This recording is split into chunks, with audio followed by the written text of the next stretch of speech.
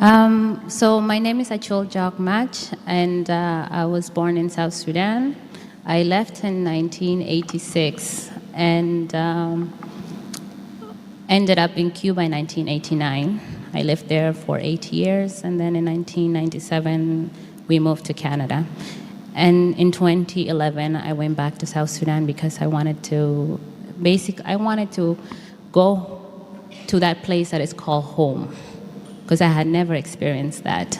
I wanted to go and meet my cousins and my brothers, people who I've never met, because when we were in Cuba, it was just my father, my mother, and my brothers and sisters.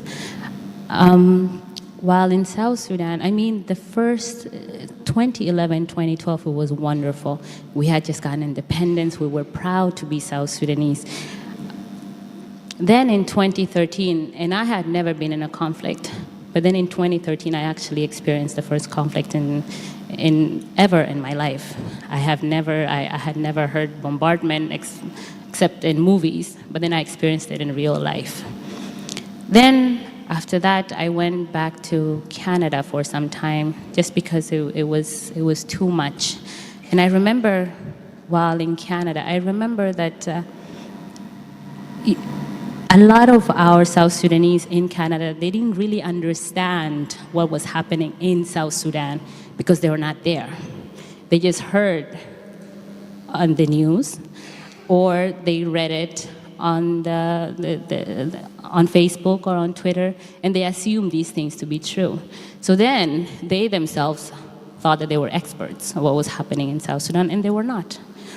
So then what happened is that a lot of people started to create all of these rumors. And you have to understand that in South Sudan, because we have had so many conflicts, we haven't really had, only 20% of our population is literate. So so they don't question the other 80%. Questioning is not part of our, let's say, how do we say, our culture, our tradition. We don't question as much. And a lot has to do with the 21-year-old war that we had. But what happened is, when a lot of people started to make up things on Facebook, this is what's happening, because you think that you're an expert, you think you know what's happening.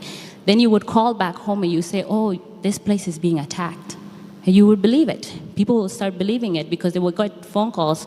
So they will think, oh, this person in the United States or in Canada or in Australia must know what's happening. And then people start getting paranoid, and then something happens.